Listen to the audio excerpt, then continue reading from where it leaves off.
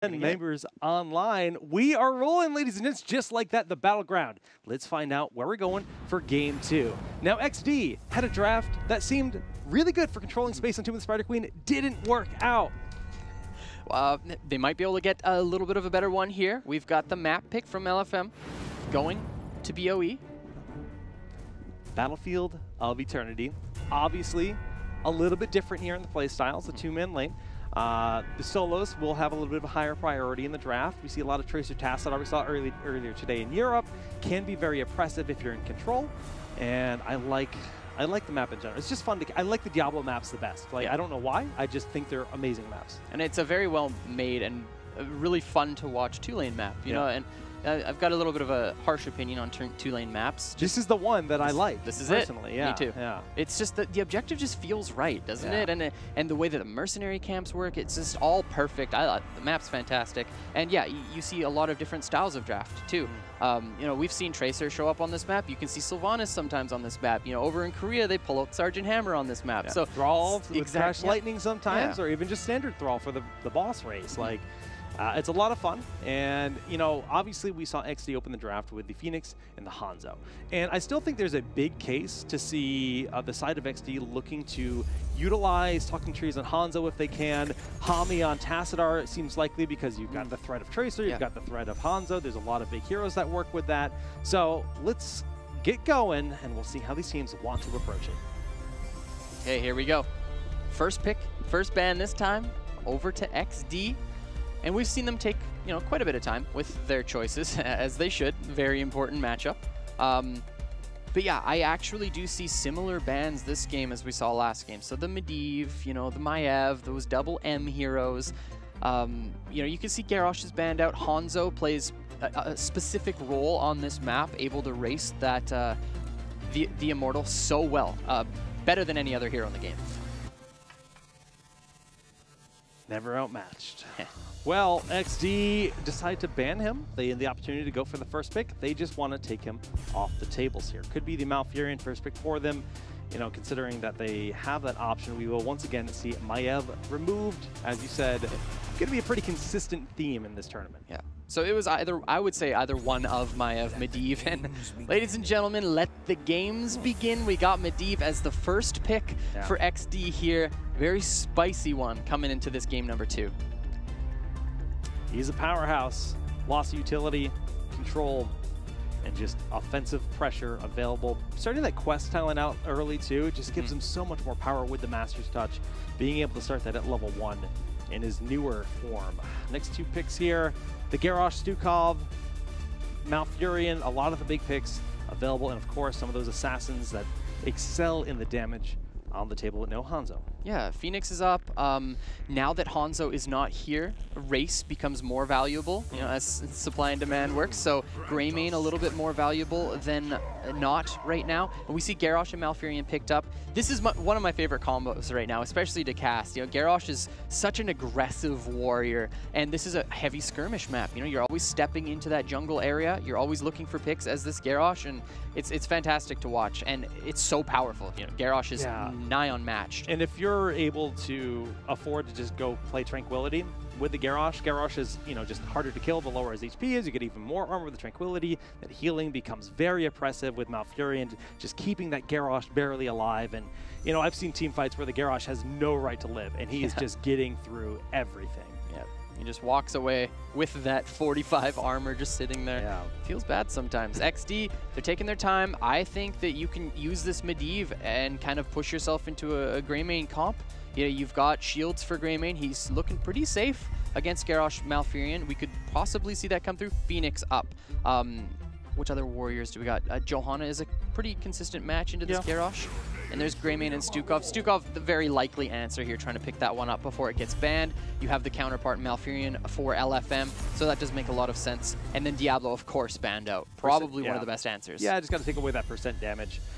Which is always going to be considered here. With the Greymane, obviously a lot of that is the race. Of course, if you want the Curse Bullet, it's a good opener. Go for the throw, a good closer for some of those squishier heroes. Looking at the other options that exist on the table, you know, we have to mention the Tracer, you have to mention the Tassadar. They're very good in these kind of situations. And additionally, I mean, just looking at the mouth Garrosh, what do you want to see for the ban here? Well, there's the Tracer.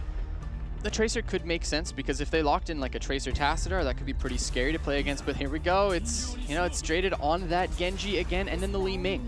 So Li Ming, powerful on this map in general. You know, she can poke at the Immortal very, very well. So I like that pickup. Yeah, I mean, the moment that Greymane decides to go in, Li Ming is the, you know, one of the few ranged heroes that has that snap return, right? She can just collide with you, just using that power of her teleport into your face and doing a lot of damage. With Genji, the resets, you know, the harmony of those two, it's scary. You got double hit confirmed too. You've got the roots from Malfurion, and then of course the taunt from Garrosh, and just his regular combination in general. So lots of synergies there with those two heroes. I love the double reset. It's fun. It's scary when you're against it sometimes because the snowball effect is real. So, Warrior is needed here. We mentioned the Johanna. Johanna loses a bit of value if you don't have a lot of melee, you know, or auto attack damage, and obviously, you know, Li Ming's not going to be too affected by that. Still a strong pick regardless because you want someone safe to be able to contest the Garrosh in the front line. It could be Blaze and something like Johanna, or Blaze and Muradin, perhaps. That's what they do. I like Blaze Muradin better. Muradin, again, one of those heroes that you see sometimes. You know, he's not a super prominent pick in today's meta, but we see him as very similar to the Artanis. So the never outmatched in Artanis. Lots of race potential there for LFM, so they're trying to match that Greymane. And then Muradin, you know, he can go Q build. He can chunk out that Immortal a little bit better than normal, but most of the time it's not that build. Is this guaranteed amateur opponent for Artanis? I think so, absolutely. Because it's BOE for race, I mean, it definitely helps with the race and dealing with the Greymane. And honestly, when you consider the layout of the map around the Immortals, there's some scary swap positions that just allow you to pull that Greymane or, you know, the Stukov way out of the comfort zone, and then they're just dead. Yeah, and in general right now, he's got a pretty reasonable, pretty easy matchup. You know, he's not going to die to a Blaze in a 1v1. So. True. Yeah, he'll hold his own. He'll hold his own. Got to play a little bit passively. Blaze might get some pressure onto the lane. Has the better sustain, of course, but I'm excited. What do you think about the drafts, though? Overall, who has a better draft? I like LFM. I do, too. The Artanis is the big question mark for me because I personally don't see him being a very powerful pick most of the time. This is the only situation where I'm like, okay, yeah, I see Artanis coming in here. But in general, I would say I'm like 65-35. LFM to XD. That much in favor. Oh, yeah. Yeah, 65-35 for LFM. Okay, sorry, that is quite sharp, actually. Let's go 55-45, okay? Let's back off a little bit. I'm getting too ambitious here. All right, guys, we are ready to hop into Battlefield of Eternity. LFM currently with the 1-0 lead. Let's get into game number 2. And there they are. LFM, you know, they struggled for a bit there towards the end as Draded was having the connection difficulties on his end, but they are back and they have to be feeling fantastic going into this game with that 1-0 lead in our best of 7. Absolutely. You know, they want to try to pick up this win for themselves. You know, snowballing yourself in the series like this would be very powerful when it comes to the mental state of your team. But XD, I think that they've got the tools to win on this map, and there we are, Muradin with that different style of build, level 1, so they have a lot of race. XD's draft can definitely make it happen. The Medivh is the big X factor here. Always is, and that's why it was that first pick priority. Tiger looking for the snap. Stormbolt does not find it. Draded is going to be lingering here. He's going to be akin to keeping eyes on the Medivh in a way. He'll be roaming around a lot, has that fast rotation. Medivh not quite as quick, but just omnipresent at times, keeping eyes on the enemy team. Top lane dive onto Hami, just trying to keep him honest. Good utility for that Genji to help swabs out, since this is kind of a favorable matchup for the Blaze. And I really want to see XD pull the trigger. You know, we saw them play a little bit slower last game, and they have this Medivh now. I want to see them try to find these ambitious plays. A little bit of damage taken from LFM, but they are already on that top wall. They got most of the first tower. But yes, I want to see XD really just force engagements here. They have the CC with Muradin. They've got the follow-up and the silence as well. If Medivh can find a good portal, you know, they can get any style of picks. You know, the only real difficult one here would be the Garrosh. Always a challenge to kill Garrosh himself. But you know, they still got the siege in the bottom lane going fairly well. Yes, Genji and Artanis have succeeded in pushing up the top, but the first Merc camp has begun here in the bottom lane. It's a 3v4. They should feel fairly confident in this. Li Ming is on the backside, just kind of waiting and keeping eyes on. They're not looking for a fight. They're just keeping everyone honest, while T actually gets some good poke on the wall. I actually love that from the Li Ming here, just knowing that they're not going to be present and getting some free damage. Exactly, get something out of that instead of just standing around. So nice job indeed. And there is the toss over onto Tiger JK, but he's murdered and he can jump right back over the wall. Yeah, the portal was thrown out as well. Just, you know, making sure everyone's going to be able to get out and get home.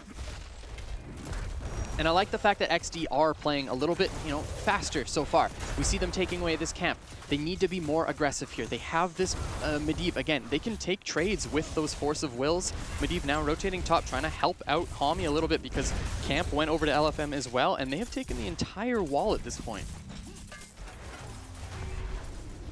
Yeah, nice early start here. I mean, it's 2v1. That's what you hope to see out of them. Cockatrice tries to get over the wall, but actually just not enough hitboxes between Swabs and the wall for that. He does have the flip over, but not going to be able to save himself. A nice rotation from XD to pick up the first kill of the game, so a little bit tempo in their advantage. There's the Stormbolt, aware. Not really in that much trouble, though. Tiger JK has to be cautious. Good silence, just giving Tiger the space he needs, trying to get that trait online. The Q connects, and the damage is almost there. But no one goes down here for XD. Both teams likely just going to start their Fallen Shaman. They want it running out during this Immortal spawn phase. And we see Cover and Talking Trees taking theirs. On the opposite side, LFM taking theirs as well. So for a subjective of the game, Race definitely, I wouldn't say in advantage of XD because you have the amateur opponent, you have the Artanis as your counterpart. It just depends on how they navigate this one. I want to see XD playing aggressively. They have these portals. Can they find these picks? So they have the first Merc camp pushing into the lane. Artanis already cleaning that up. In a way, this is favorable because we don't see any aggressive posturing from XD. They're just defending. They're letting their Merc camp get 0 value. And this feels like game one. They're afraid to fight. Hami's going to take a little bit longer to clean this up. You get the snap kill damage your opponent on the actual Fallen Shaman. And you're looking for the fight without Artanis here. Toss on Tiger, keeping him away. Stormbolt does not connect. Yeah, XD just, you know, they lost a bit of Immortal health here. Both of the lanes cleaned up by the respective solo laners, but T stepping up, just throwing spell after spell onto this Immortal, and XD are, you know, they're getting 50%ed here for absolutely nothing, but there's the silence and the stun. Follow up on Genji, and he's down. The power of Stukov shining through, and that's what they needed. Figgy is the next target. We see Talking Trees getting forward with that disengage for the body blocks. Dwarf Toss also used to make sure they can lock down Figgy and surround him, but the Immortal half health here for the side of XD during all of this. So XD need to defend on theirs, make sure that none of those spells from T come in. We see the aggressive positioning of Tiger JK, wants to stop those from showing up. T uses the Jet Propulsion goes in. There is no teleport available here for T for another moment or so. They're looking for the kill. The flames come through, but not enough. Portal goes down. T finds a heal from Malfurion, and all the while Greymane is doing his best to chip through that health, but it's taken a while. It will take a while indeed, and now LFM are all here. They've got the health bars, so if they can play this one properly, they can likely walk away with the first objective of the game. Swabs looks for a swap, not finding it. Tiger is very low on mana, and that's Murd, and if he doesn't have Dwarf Toss to get away, it's just lights out, and this is basically the end of the fight here. They have to utilize that portal to get back to safety and focus on this Immortal here. Just do what they can to win the race, and it's going to be very close. We see Swabs doing so much damage in the Terremoto. They get the kill onto Medivh. That's going to slow down the Master's Touch greatly, and the Genji kills are coming through. 3-0 as they win the Immortal as well. 3 kills for LFM, but the Immortal goes to XD. Is it worth it, ladies and gentlemen? I would say no. LFM able to just clear this one without, you know, any contest, and we're seeing T already stepping up, throwing those spells onto the wall. So nice job by LFM to just aggress on their counterparts there. Draded, you know, just playing like a monster. And I think a big part of that was just the lack of mana, right? You know, when Murden can't contest, they all use the portal to get back to safety. Genji re-engages, Li Ming re-engages. They start getting those resets. It all compiles. It becomes a big problem.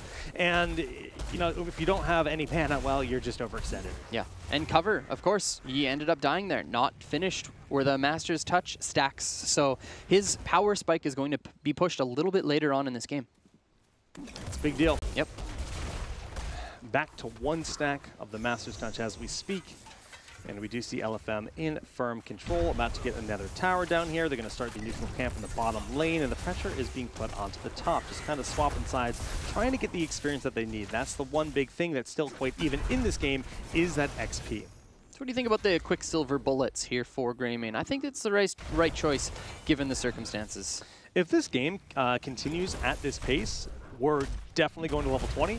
And once you have that blunderbuss, I mean, it's just so incredibly strong on this map in particular. I mean, look at the value right there. He's already showing the additional range, showing a lot of good power. But Greymane becomes one of the most oppressive carries in the isolated space around the Immortals at level 20 with this build. And of course, he's again, like the main warrior he's against is a Garrosh, so he's able to get that damage onto Garrosh easier. You know, having to step up with the regular auto attack range can be a little bit scary, because if Garrosh gets the combo on you, you're in trouble. You know, you do have the Medivh to save you, but I personally think that the choice is good. XD now just defending bottom, pushing in top at the same time. LFM just trading out here. Both of these teams looking to get their level 10s, and that's when the game's gonna blow wide open. All right, 3-man push on both lanes, utilizing the Cosworth Camp's trees, disengaging away from that Q coming out from Figgy. But Tiger JK is slowed. We see the throw up swaps forward. He does have the swap if he looks for it. He might be looking for it here. Nope, doesn't opt to go for it. Right, positional advantage so far on the side of LFM, and they have the level 10, so already they're racing, and they're so quick onto these objectives. Tiger JK getting ground broke there, but the fact that LFM, they just hit 10 a little bit sooner, and now they're able to get the 50% onto the Immortal, so huge tempo swing for them. Cutting their losses, though. They know they need 10. They get the Fallen Shaman camp. They make the snap call. They don't hesitate for a moment. Yes, we're going to see it started here, but this gives a small window where they can start working on the Immortal. Do they do that? Do they acknowledge they can race right here, right now? No, they're afraid. They're scouting around, and they're being incredibly slow.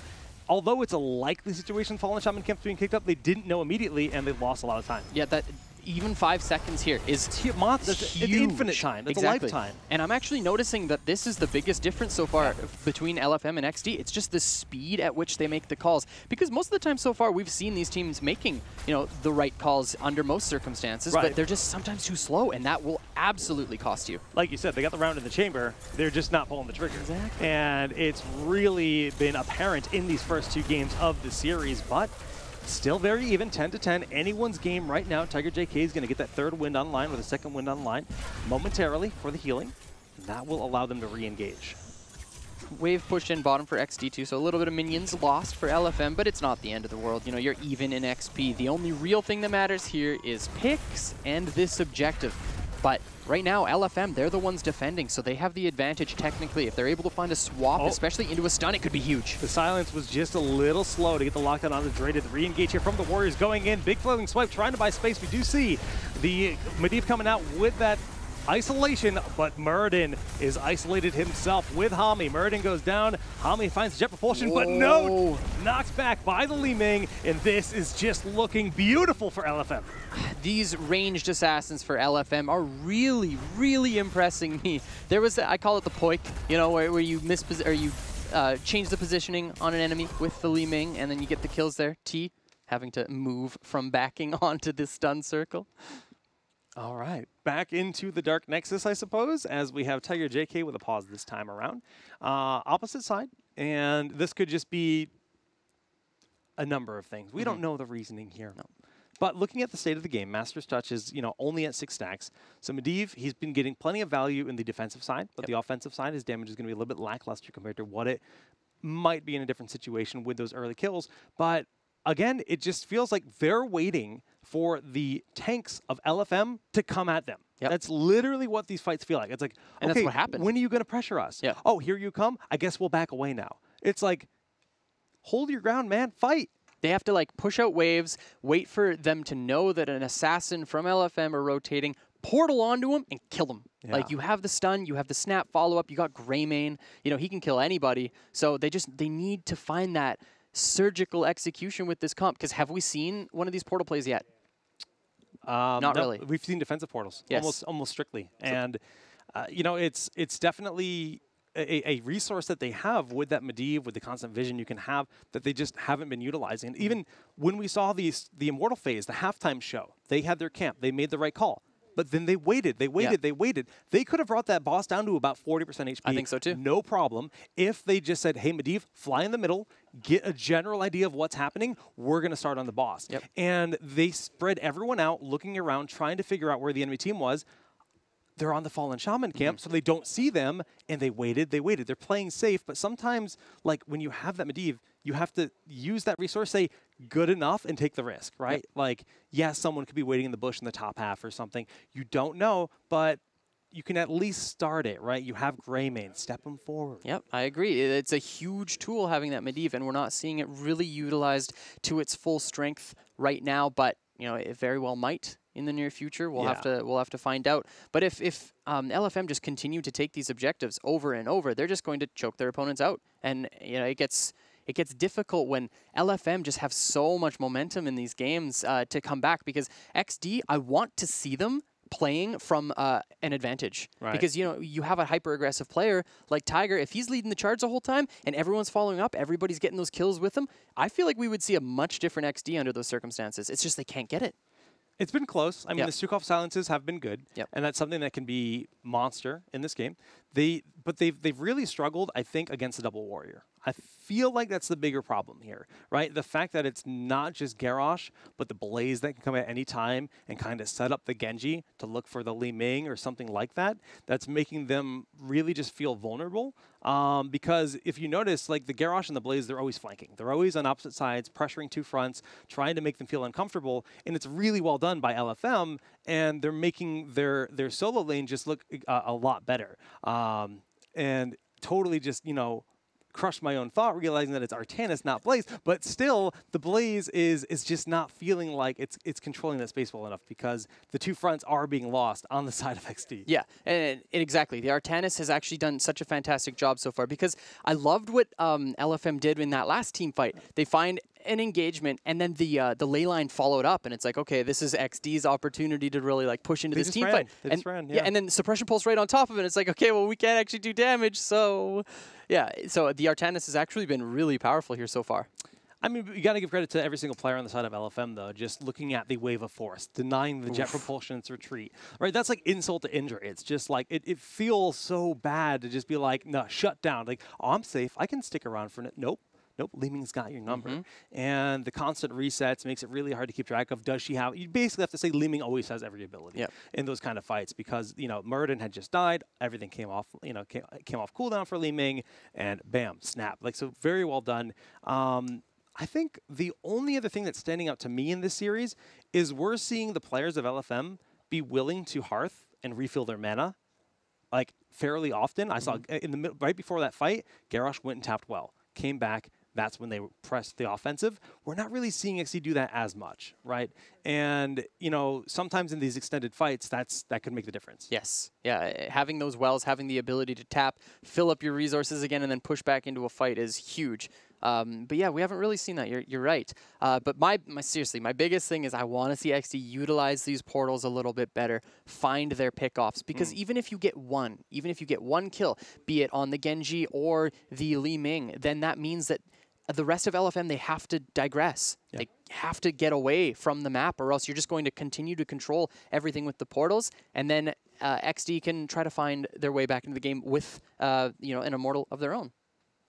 Fortunately, the state of the game, the experience is still like pretty okay overall.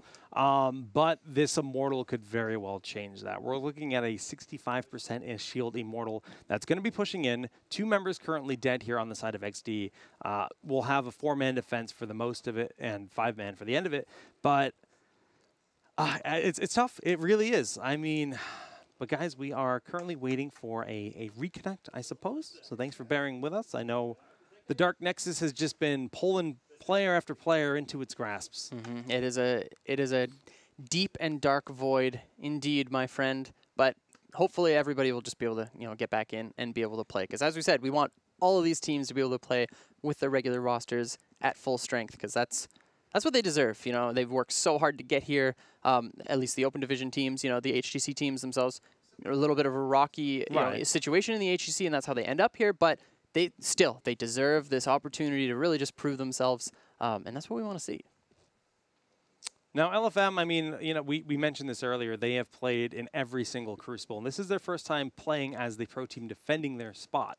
So it's safe to say that they're a top 10 team in North America, but here they're trying to prove that they're actually a top 8 team, right? And it's, you know, XD, it's really rough when you see roster changes happen at the end of the season. This is a team that was dominant throughout the entire Open Division, always, you know, in that top 2 spot, looking very, very strong. And No Tomorrow lost a player just a few weeks back, actually right at the end of the Open Division season, and ended up picking up Jin as their new Warrior player. As a result, you know, XD had to adapt. They decided to pick up Tiger JK, which is a very seasoned player. It's a logical pick, but they put him on the flex role for playoffs. Yeah. And they lost to King's Gambit, our other Open Division team, in the winners finals and the grand finals. King's Gambit was actually a team that we're going to see tomorrow, but they were actually a team that barely qualified for Open Division playoffs. They had to place second place in the final regular season cup, which is exactly what they did. They placed second place in the last cup of the regular season. They came in as the 7th seed because those points put them in number 7, and they crushed through the winner bracket in the finals. But we perceive that largely as a team that, I mean, King's Gambit evolved, and we're going to see them again tomorrow, like I said, a lot with Zergling and his shot calling and his drafting and just kind of evolving the team because they look like a new beast, right? They have a lot of talented players. But additionally, we said XD wasn't as good. And now that we're seeing Tiger swap over to tank and Hamu moving to flex, are you impressed? Do you think they look better? Is it the same? Like, what are your thoughts a game and a half in? I think it looks this. I think it looks the same, maybe a little bit worse. And that we always talk about consistency with teams. So I feel like they may play extremely well in some games under these circumstances, but do they have the consistency? Right. And that's the big thing. So I'm not sure. Right now, I'm not seeing consistency if this is the better version of their team. But, you know, that might change in a game or two. But, again, you know, it doesn't prove that they're consistent in that. So I personally think with XD, I think they have the players. I think they have the tools. I think they have the mind. I think they have the drafts. They're just lacking execution right now. And if they can pick that up, we're going to see different games. And I promise you, like, as long as they can change it. Like, example, you know, we're seeing their Warriors find stuns. But where is the damage now? Like, it has to happen as the stun's showing up. Like, you need that level of execution in order to beat an HGC team. And if you don't have it, you're going to fall short. Can XD find that? That's the big thing. We are going back in. We'll see if they can find that, as the Immortal has been picked up here for the side of LFM, and they'll look to put their siege forward. XP right now, very, very close. But this is going to be an Immortal, very healthy shield as well on the top side of the map for LFM, and it is on a basically uncontested fort. So XD have 2 options right now. Deep Portal, look for a fight, or simply sit back and defend. But if they do that, they have to be very cautious of this Artanis combination. Always scary having to worry about the Artanis and the Gyros just controlling that space as effectively as they can. Fort goes down, no problem. About a quarter of those shields left here on the Immortal. Hami's got a bit of soak in the bottom lane, just trying to keep the experience as even as they can. But Keep Wall is worth more experience than even a Fort, and will snowball and throw them well in that level 13 very shortly. What's the play from XD? What are they going to do? Here comes the swap attempt, finds it on a cover. There's the Protected, though. Protected doing its best, but he gets tossed forward. Medivh into the bunker. Can he escape the clutches? Bunker goes down. Medivh goes down. Master Touch reset once again. We see Tiger JK controlling that front space very well, doing his best. The Immortal tearing through this keep as it's looking to go down the swap again. Going in onto Nintori, the support of Stukov. So squishy as Traded dives in, finds a kill. That's resets for Limi and the Genji. The keep goes down. They could look for more. Yeah, swabs with the swaps. Excellent play on the Artanis there, but the rest of LFM decide to walk away, the Groundbreaker, to try to find something. But seriously, XD had 2 options. We talked about it. Either portal in deep or just be cautious of the Artanis. They did not respect the swaps. They got double swapped and killed there. So XD, they have to tighten it up. Yeah, Swaps Magoo, man, that was wonderfully done. Both of them hitting exactly what you want, pressuring the Medivh and the Stukov in that fight. I mean, you have Portal, you have Bunker, and you have protected, and you still can't live through it. That's how much control LFM was able to put on there with the help of that Immortal, of course, throwing out some stuns in CC. And now this is BOE, so LFM, they have a huge opportunity here. Figgy uses the Indomitable to walk away here, but Swabs finds another one on an Nintori. Nintori will have a portal down, protected, thrown out. They're trying to knock him away with that wave of force. Leyline Seal has to be dropped on all 5 members, but can they do anything to capitalize? No, they just have to retreat.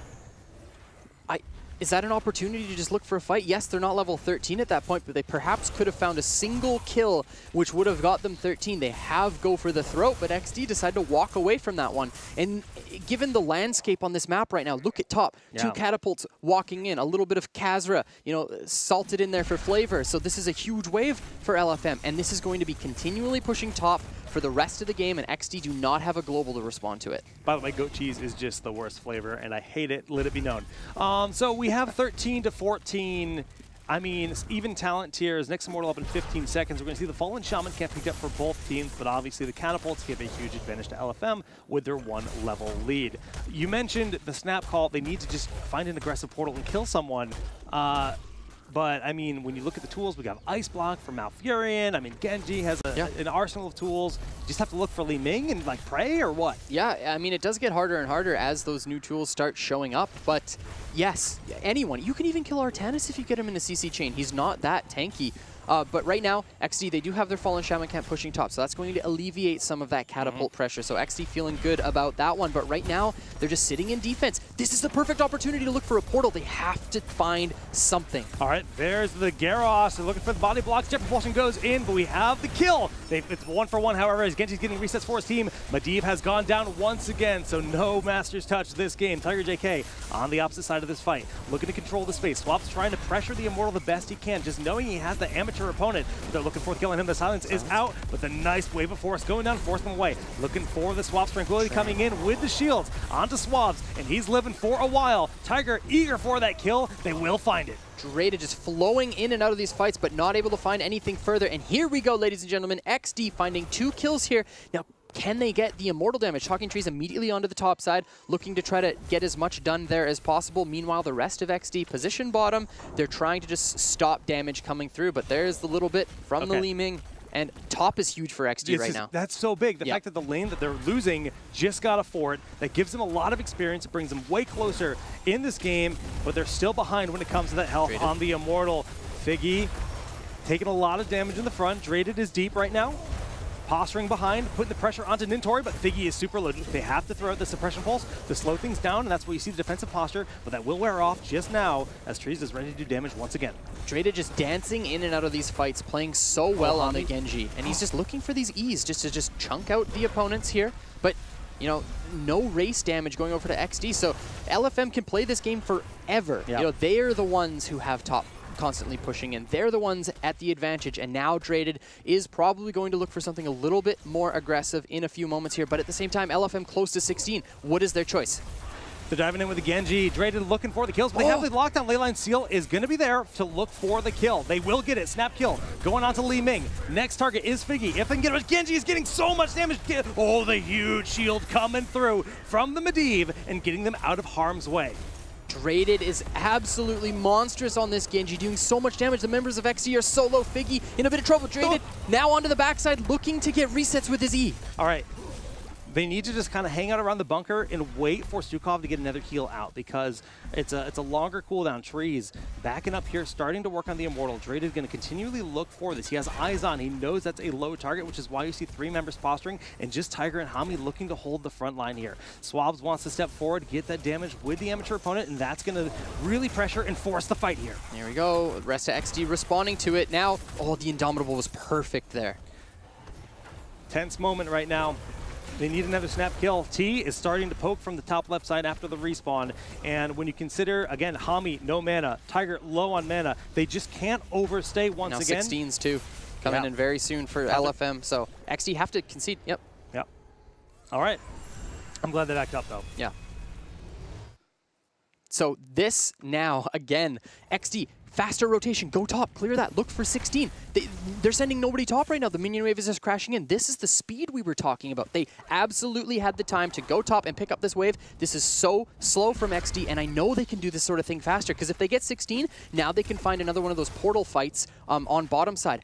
XD cannot give this keep up, and they can't just let the Warriors of LFM step in. They need to get aggressive. Portal on the backside, look for a pick, at least just force something from LFM. The other thing that was really on to me too is when they were defending their Immortal in the offensive position, they were in a 4v5, Medivh was not in his bird form at all. Right, you can just get that guaranteed safe position in intel in the bird form, but they're looking to defend here. Shield's still standing here on the Immortal, starting to work on the keep. The wall is down. Genji dives deep, looking for the damage, force out a bunker and a portal for this team. They do have level 16 for the defense. They need to start focusing on that Immortal, but they just simply can't. The damage on Nintori is too much as Artanis finds the kill. The double will happen as Hami, Leyline Seal saving his life here. But cover, portal, Genji looking for the traded, might go too deep, and he does. Talking Trees finds the go for throw for the kill. Shield coming through, cover is so low, but Livin, it doesn't matter, is on the core, and it's going down fast. The top push is just too much, and now the Immortal chunking out the core of XD, and game number 2 going to LFM in explosive fashion here, ladies and gentlemen. They're playing phenomenally. They're playing beautifully, just keeping the pressure on multiple fronts, never letting down every bit of damage they can get.